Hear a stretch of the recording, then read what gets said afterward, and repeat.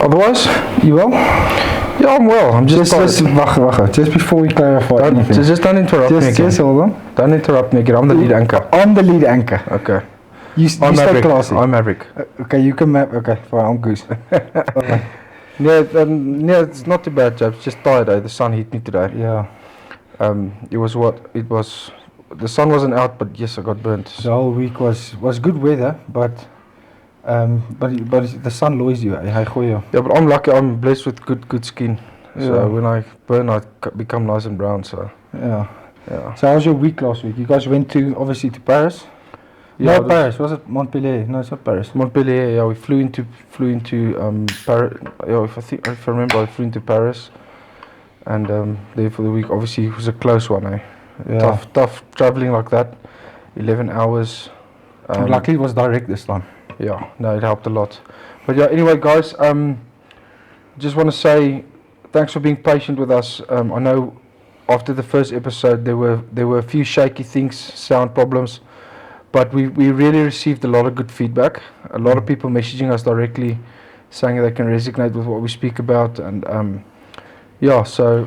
And I think it's like I experienced last week. I'll go through it now, but we'll try and answer most of those questions. We got a lot of inboxes, a lot of comments or questions on YouTube, so we'll ask them towards the end of the episode. But yeah, we're first what I really want to dig into, and I think a lot of people would like to understand how it looks like in a professional rugby player's life, the daily thing, when we go on tour. Because basically what pisses me off and a lot of the players is that a lot of people think it's just you go kick a ball around at training for a few hours. It's a big misconception. I mean, our typical day would be we'd have to start at 7 o'clock. What time do you get up from Pretoria? I usually leave around 5:45, 20 to 6. 5. Okay. I wake up at 5. Then I get in just before 7. Then we usually start with a sort of pre-up session where you get the body ready for the day, and then you lead into the gym session. That's an half an hour. Just break it down a bit. Yeah. So it's an half an hour pre-up. Then we'll go into activation gym for 90 minutes. Yeah. But usually before that, we'll have a walk through all that. Mm. And then we've got gym for an hour and a bit, depending on the day. After that we've got meetings previewing the teams we're playing against the following week. It's first review and reviewing as well. So either way, and then we've got a bit of a break where we can have lunch, and then we've got an hour and a half, 2 hours, sometimes 4 hours field session. Yeah. I'm just joking. No, so then we've got about a 2 hour field session in the afternoon, which is pretty high intensity. It's not walking around, it's going through your stuff. And then later on the week, so Monday, Tuesday would be our long days. Monday, Tuesday, Wednesday, all 3 days are long. You get home about I'd say 4 o'clock, maybe after that, and then Thursday we usually have a day off. Then Friday we'll go for captain's run, which is very light. We'll go through our plays, and which would take about 40 minutes, and then we'll have a nice lunch together, and then obviously Saturday is game day. So for me, what I realized, what was quite had an impact on me. Last week, yes, I went through, I struggled last week, mentally, in the aspect of, I came home and I didn't know what was going on with me. Why am I feeling like this? Was this after the game? No, it was the week of when we were in Paris. So Tuesday, I hurt my elbow against the Sharks. So that pain. But I told Lindy, I think week after week, you're so focused on next week after a game that you mentally don't switch off. Then now Monday comes, they announce a tour squad. You realize you're obviously not in it, and then subconsciously, then your brain relaxes. Then the needle starts showing. Then you realize you've got a few needles here. Then my left elbow. Then I just had 2 of those days that you get so frustrated because you don't know what's going on. You mentally, and usually you can just flip a switch and say, right, focus now. You can go now. But I couldn't get out of that hole. I think it comes down to that routine. When you finish a game Saturday night, obviously the Sunday you wake up and you're already preparing yourself mentally and physically for the following week and preparing for that same structure you had that whole week. But when you get a break in between, because our careers and our lives are so structured, once you lose that structure or something slightly changes, it can it puts you off without even knowing. Small things put you off. And you mentally so in your head because you don't know what you actually. There's lucky you get the week off. You don't play, and it does a lot for your body. But you just, like you said, it's frustrating that it bugs you that much that you don't know how to handle it. And also, you come weekend, say you've got a weekend off, say you've been rotated this week, like you've been last week, and you come on the weekend, you're tired, and come Friday, but then, yes, you've got your family life and you've got things, but then your weekend almost feels empty and long, and because you're so used to that routine, Friday night this before the game, Saturday this before the game. I want to touch on something that I had when we played the Sharks in Durban. What was it, 2-3 weeks ago? 2 weeks ago, I'm not lying to you. As we left the hotel in the team bus, when we stopped at the stadium,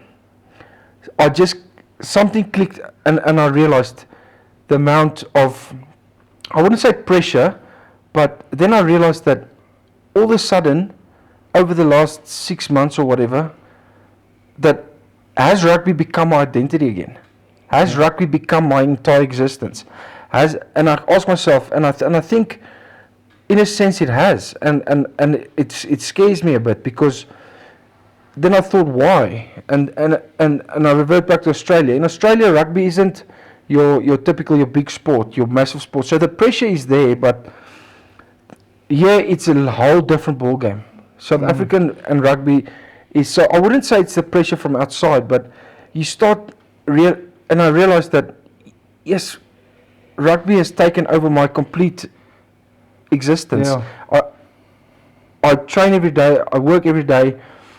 When I play, and I worry about the performance before I even play. When you don't play, you worry about when you're going to play again.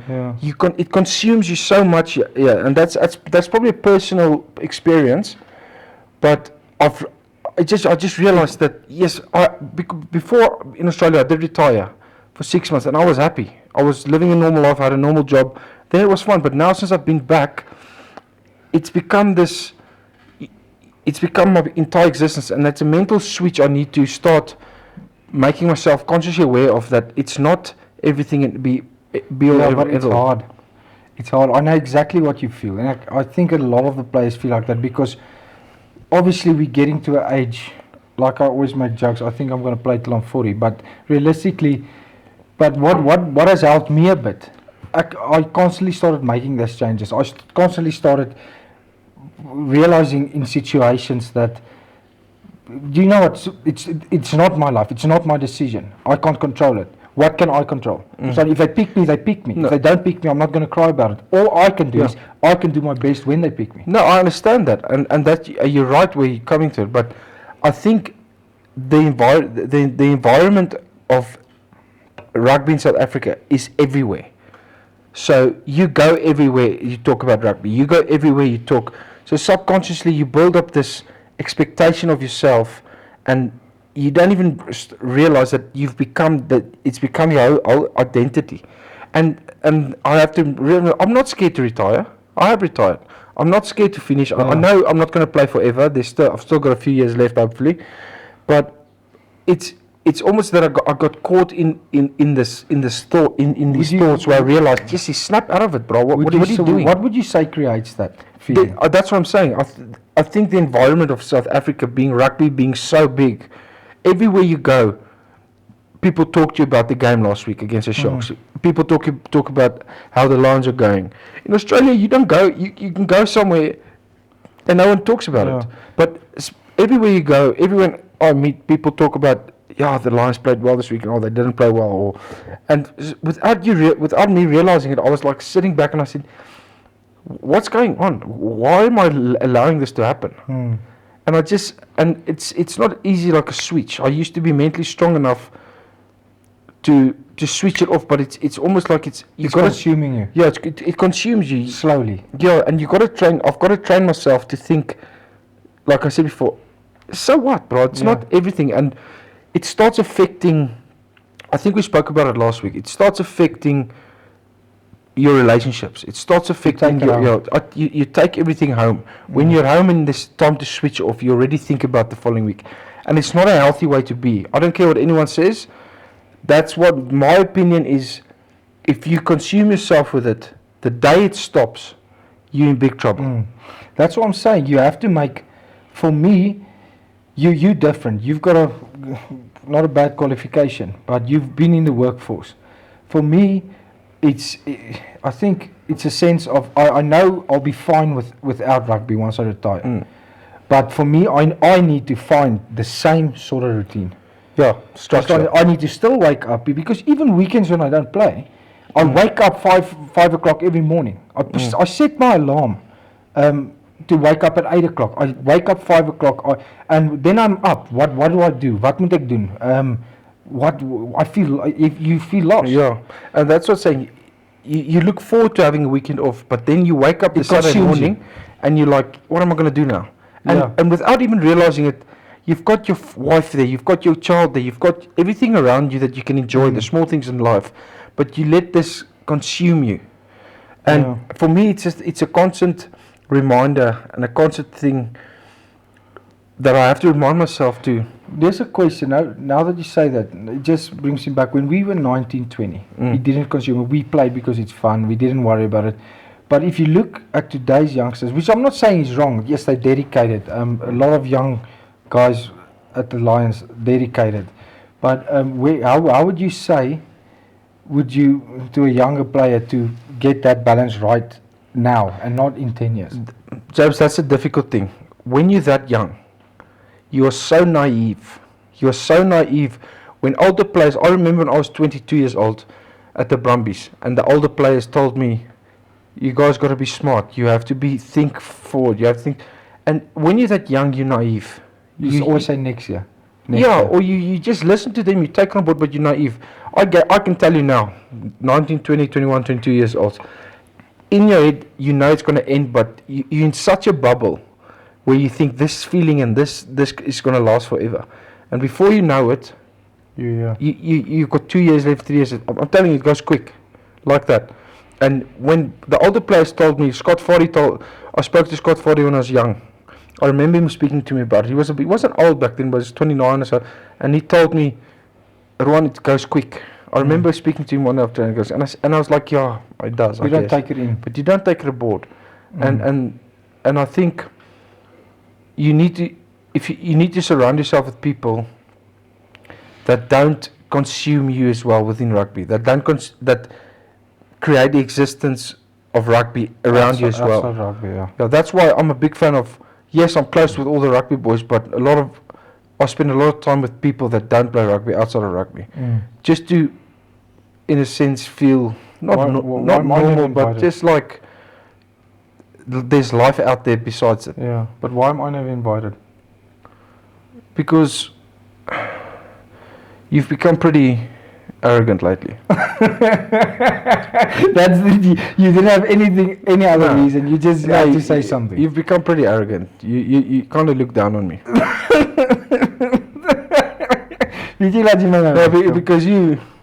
Because you're the Lions' favorite son. No, I'm not. No. I'm joking. No, it's hard, man. It's hard, and I always tell. I want to touch on that as well. I always tell it's hard being so close to each other, but yet we don't see each other as much. Yeah. But it's just part of life, man. It is, bro. Because you've got your family and I've got my family, but we'll always, but in saying that, you always have to make time for those people. And like in saying, I don't know. We spoke about it last. I've got in the next 6 months, and this is frank. In the next 6 months, I don't know where I will end up playing. It could be anywhere. Yeah, but it doesn't matter where you go. We'll still. Otherwise, you will. 100% virtual. See, then you just tap into a market there. Yeah, exactly. And I'm still going to be very good looking. Doesn't matter where I go. But yeah, no. In all seriousness, but it's been a good year as well. It's been a really good year, and it's positive. And this I just want to say we seem like we complain a lot, maybe to some people. We don't really care what you think. Yeah. we're just trying to explain to everyone what our personal experiences are. This is not what everyone else feels like. So yeah, but it's been a very good year as well. I mean, I've travelled a lot, had some time off over Christmas, which you didn't get off a lot. And we've got 2 weekends coming off now in February, which also you saw the schedule. They gave us a nice, which is nice. It's but yeah. So and you've taken out 2 big T-bones for me tonight. So yeah, I know. No bread though. Yeah, no bread. Cutting. Yeah, are you cutting? I am cutting. Actually now when I took a shower. Usually when I take a shower, I spend some time looking at myself in the mirror. No, but I need to slow it down a bit, eh? Yeah. But like I said, it's a lot of water. And it's stress. Yeah, it's not the diet. No. Yeah. But yeah. So anyway, we want to speak also a bit about life after rugby. We've had a few questions. I've got a qualification. I did a qualification in COVID. If it wasn't for COVID, it wasn't the biggest blessing, but for me it was because I had no choice. Qualification in community service where I specialize in youth mental health. So I grew a fond passion of mental health when we had these outreach programs at the Reds. Remember when we could choose hospitals, drug rehabilitation, children prisons, and me and you went to the children prison. At the time I was studying teaching, and when we went to the children prisons, we sort of could relate to a lot of things they did, because we weren't the best children growing up either. Mostly you. I was pretty responsible, but but it opens your eyes, because like you say, those children, you saw a lot resemblance in yourself, and some of them we could understand them because we knew. First time we know exactly what they went through, but it's hard for people to understand them. Yeah, and that's when I decided to change what I'm studying into youth mental health, because there's a lot of moments where we went there for a few weeks and you realized that these kids are circumstances. Some have bad circumstances and some made bad choices, and when we were younger we could have easily ended up there as well with the choices we made sometimes, and we just got away with it. So anyway, COVID happened, I ended up doing this, and when I retired, when my visa couldn't get approved in America, I retired from rugby and I started working in youth mental health in Australia. And for about 6-7 months I got a really good job. I worked the long hours, 40 hours, 45, 50 hours a week sometimes, but it really put things in perspective for me. I saw things that I can't mention on camera that people wouldn't even believe me. You've told me, you've showed me. So, life after rugby, a question we've had a lot is, we've got a few ideas, we've got a few business ideas we won't share yet. We will obviously elaborate a bit more. Get that rolling first. And one thing we're both passionate about, we obviously want to go into the coaching side of things, so there's a bit of a hint there. But we'll take it as it comes. We just have to decide. Yeah, if things don't work out, I'll just come live with JP. So and he'll take care of me. More than welcome. Thanks. I'll charge you. The rent won't be too much. Yeah. But listen, now for me, I wanna play a few more years. Not because of I still enjoy it though. I still enjoy it. I'm still very competitive, and I think for both of us, for any rugby player, after rugby, you need to find a niche that's also in that competitive, because I think that's a thing that you will always have, and you need to. It's a drug. Yeah, your competitive nature will never leave you. So but we will see. Maybe I'm looking at about 40, 41, then I'll retire. But but listen, we got a few questions. What else do we need to cover? I thought about a lot of things this week in the car, but yes, I can goed neerskryf. No, I don't think that like we said, the point of this is, when we just decided what we need to talk about, I said, James, let's just talk like we usually talk. Yeah, no, I understand what the week was like, but you obviously bit of a personal question. You're obviously not selected for this weekend. which is not nice. If it's on, you want to play, you want to, but I think the way you've handled it this week comparing to the others, and I'm not saying you complain, but you would quickly doubt yourself. Yeah, no, Am I you doing do. it right? And I feel now you've played well, verstaan jy? So And yeah, and it's like I always tell, like we speak about it a lot. It's never easy, but I think I've done what I can, and I can yeah. rest my head at night. And at the end of the day, it's not up to me. And the guys playing are more than capable of. That's why Yeah. they're playing. And there's a real competitive nature in the squad among among And us now. it's a healthy relationship. Yeah, there's no animosity ever. And I'm not saying just saying this. In all the teams I've played, the guys I got along with in this best with my same position, and I still keep in contact with the guys I played with, and it's not animosity, but unfortunately there's only a certain amount of guys that can play, and you need to learn how to deal with it. And yes, watching the games Sunday won't be easy, but it's part of life. You can't always have. I've had a good run now where I've played a few games. Like you spoke earlier, don't let it consume you, because then absolutely not. No, but then you reverting back to what we just spoke about. Yeah. So it's a constant mind switch wat jy moet maak. So we're gonna get to some questions. I've got the first question that sticks to mind. There's a few. Let's try and get through all of them. The one that a lot of people have asked first is our injuries. Okay, can I start? Yeah, you can start. Okay, we have time. 2 shoulder recon. I would say recon latigae. Yeah, but so it's how long? Okay, so it's 6 to 9 months. So I did this, the left one, 2008. I didn't fix it. I rehabbed it for 3-4 months. Then I did this one.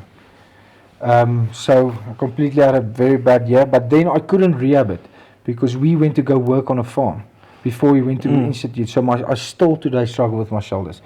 But yes, 2 shoulders, 4 knees. I had 2 tendinopathies that they basically cut a tendon and some of the bone they reggemaak, and so both knees tendinopathies. I ruptured my MCL completely last year. So that was the tendinopathies was 6 months, both 6 months. But I did them together, a month after each other. Then I had in America, I had a big cut here, so I had 72 stitches. You can see still the mark here. They wrapped it up. A week later, I got infection, went back to clean it. Got infection again, went back and cleaned it. So it's those 3. I've had your toe. Yeah, I took a neuroma out of my foot. So a neuroma is something. It's a weefsel. It's a nerve. It's a nerve that grows, and you can't feel your foot. So they took that out. I think that was 4 or 5 months, and then broken fingers, couple broken fingers, fractured jawbone, 5 broken noses, fractured cheekbone, and a lot of grade 2 MCLs. I probably had 4 grade 2 MCLs, but these are just the major ones. So you've been bad with your knees, eh? Like I haven't had too many lower leg injuries. My biggest injuries I've had 3 shoulder reconstructions in my right shoulder, which was each 6 to 9 months. So all up I missed almost what's that, 18, 20, 22 months with just this right shoulder. So I've still got 2 big screws in my right shoulder, which gives me a lot of problems now. Pinching, eh? Yeah, pinching and sleep. I can't sleep on my shoulder. And I had a labrum tear on my left shoulder, 2012, which was also 6 to 9 months. And the process of those injuries is very isolating because they're long-term injuries. And when you are injured, the hardest thing is the team trains together and you alone with a rehab coach for 6 months, and you alienate yourself. You get alienated, which happens naturally because you're not part of the team. And I think that's when you learn a lot about yourself. That's when you actually learn how much you do appreciate playing rugby, and you learn how to deal with waking up every morning. For me, it was hard. I remember waking up every morning knowing that I'm going to be alone again today. I need to do this again today. Is my shoulder going to be better? And so it's the physical challenges of a long-term injury is bad, but I think the mental challenges outweigh it a lot. Yeah, 100%. Especially like I ruptured my MCL last year against Leinster, second last game. Then rehab was good. 2 weeks before the Bulls, I woke up. I remember I woke up in the hotel, and then I through the night it was sore. Went to training. I told them. They said off it, which is fine. I went off. Then I went back home. That middle of the night, I went to go to the toilet. I just fell down, and I couldn't walk on it. And I knew there's something wrong, but luckily there wasn't. So they put me back 4 weeks again. Missed the trial games. So that for me is the hardest. When you have an injury, you prepare through preseason, and then you get another small setback. I got a message from a young boy, not young, I think he's out of school, the other day. I'm not going to say his name. He asked me what advice I can give him. He's just coming back from a long-term injury now, and he's doubting himself. He's doubting his ability. He's doubting everything. He's doubting that he's going to disappoint everyone because of this injury. And he asked me for advice, and I told him it's normal. It's completely normal to be scared. It's completely normal to be scared that you're going to disappoint your teammates, your coaches after long-term injury. But you must remember there's a reason why you are where you are. There's a reason why you're playing where you are, because of your capabilities. Yeah. And don't be worried about being scared. It's completely normal. Everyone that comes back from long-term injury is scared. You doubt yourself. It's the hardest thing. You doubt yourself. Are you going to re-injure it? And I just told him the way you can handle it is just remind yourself that there's a reason why you're playing. You're good enough. You are good enough. You've done the work to get back to the field. And once you're in the game, after the first contact, the first carry you do, or whatever your first involvement, those nerves will disappear. Yeah. So it was interesting to see that everyone. Yeah, we had a lot of, like I said, but let's go through some questions. What was it? On YouTube? Yeah, YouTube, Facebook. I took photos of them. There's a lot of questions. We'll answer them over the time. Let's see here. Say from Viafok. Okay, so this is from Damien Botma 2868. It's in Afrikaans, so he wants to know what we're going to do when we finish up playing rugby. So we've spoken about that. Are we anxious about it? No, we're not. No, we've spoken about that as well. Yeah, we have idea what we want to do after rugby. It's in the works. It's just for me. It's a delay process. I must stop delaying it. I must start now. First, I know I've got a few ideas, but what's the word? Procrastinate on it. So, yeah. But I will. I'm in the loops of doing something now. This guy wants to know who's the funniest players we've ever played against, or with. Yes, bro. The funniest kos ding gemooi. I'd say Scott Seo at the Brumbies. He's a clown, absolute joke. Nella was also funny. Danilo is funny, yeah. Sanele is a joke. I throw him around when I want though. Yeah. But Willem ook, John. Willem's also. Yeah, Willem is a legend. And here's another one: injury and recovery management in rugby. The role that pain pills and steroids play in rugby. Is it possible that guys dodge steroid tests? No. Simply no chance. You don't know when they're going to turn up at training. The testers, they can test you after every game.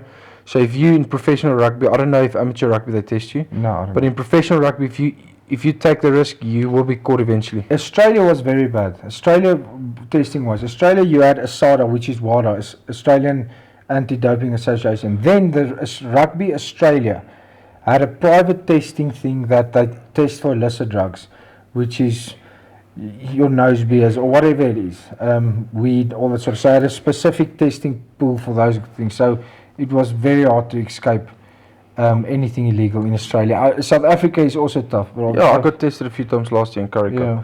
Another one is games where me and you played together and where we supported each other, or any games that stand out. I think for me, one game is the first one we started for the Brumbies. No, 2015. Anzac Day, we started the special jerseys against and we beat Highlanders. the Highlanders quite comfortably. Mm-hmm. So that at the Brumbies. Let's go at the Reds. Yeah, it would be our first start together. Yeah, the first start together was actually against the Stormers. Against the Stormers, yeah. So that was quite special. Did we win? We won that game, eh? I can't remember. I don't know. No, I don't think so. At the Lions, yeah, we've had few good moments at the Lions as well. I would say that Osprey game, the first game you came, we had both good impact there and played well. Yeah. Let's see. Let's take a couple more on. This is a controversial topic. I don't know if we can talk about this. Just say what it is. What do professional rugby players get paid? Yeah, look, guys, that is a class thing that obviously we don't feel comfortable discussing. But I'll give you guys, some guys, if you're a Springbok, you get a fair bit more than any other. But it works like any career. You start when you start, you don't start on much, and when you perform, it can gradually go up. But each person differs. Yeah, it's not easy to answer that question. I think your salary would be more than average in the average income in the country, I assume, and but yeah, it's not something that's really relevant to what we're discussing. Yeah. So, what's next? Let me see. Ons baie, bro. Ja, ek het vra nog 'n paar. Then we can finish up because I know you're hungry, big boy. Big boys gotta eat. Snacks. But listen, in this house we share a T-bone, right? So this is an interesting one. Die Joos van die Westhuizen, Hannes Strydom, James Small, Derek Hougaard, Oscar Pistorius stories. What are our thoughts? Look, guys, for me, everyone is very quickly to judge those guys. To judge Joos, to judge James Small, to judge Hannes. But no one really knows what really went on in their lives. That's hence the reason we are talking about all this sort of stuff. Because, yes, they maybe made a few bad decisions, but we aren't here to judge anyone. We've made our own mistakes, and we've made mistakes. We're still going to make mistakes. So I remember you as James Small as the players they were. I've known a lot of guys that speak good of them. I haven't really heard bad things of them, so that's my opinion of it. I don't have anything. Yeah, I'm not really going to comment on stuff I don't know in their personal lives. Obviously, those guys are going through their personal battles. I watched Derek's story.